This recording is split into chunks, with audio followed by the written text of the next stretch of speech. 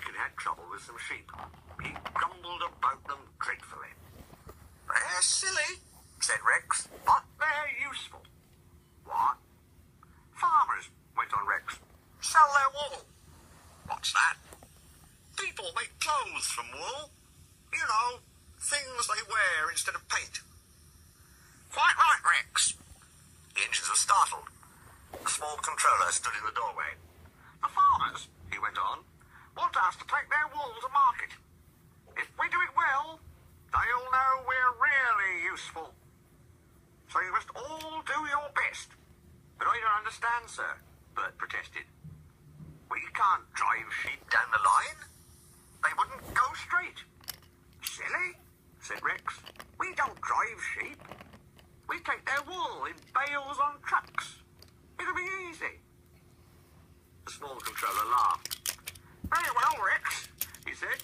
"You seem to know all about it. So you shall take the first train."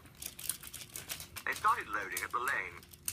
Then Rex came gently down the line, stopping at all the farms and level crossings on the way.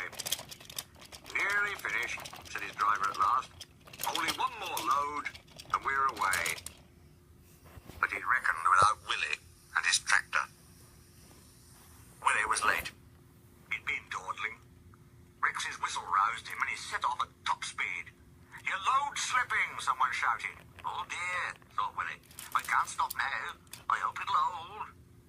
It did, but not quite long enough. Willie dashed into the yard and swept round to bring his trailer alongside the line. The trailer tilted, the strain loosened the ropes, and the topmost wool bales slid sideways to the track. "Crumbs!" burst out Willie. "That's torn it. I must warn Rex." He jumped down and ran along the line. Rex's trucks were running nicely. "I said it was easy. I said it was easy," he chanted happily to himself. Then everything happened at once. Willie waved and shouted, and behind Willie, through the bridge, Rex glimpsed the bales lying on the track. "Stop, stop, stop!" he whistled. On, urged the stupid trucks. But Rex's brakes checked them. "Oh, he groaned and shut his eyes. His front hit something soft. He tilted sideways and found himself off the line, leaning against the cutting side, while his driver felt him all over to find if he was hurt.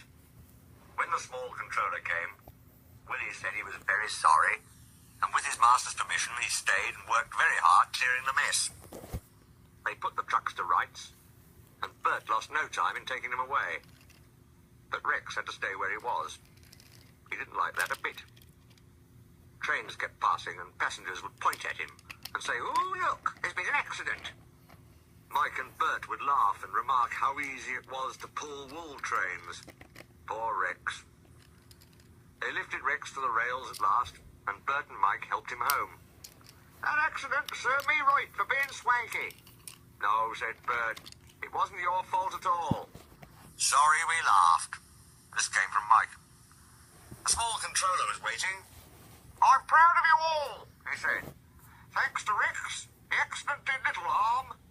Bert and Mike worked like heroes, and our customers all admire the way we managed.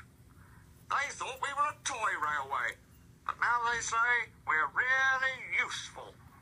They've promised us plenty more work when the wool traffic is done."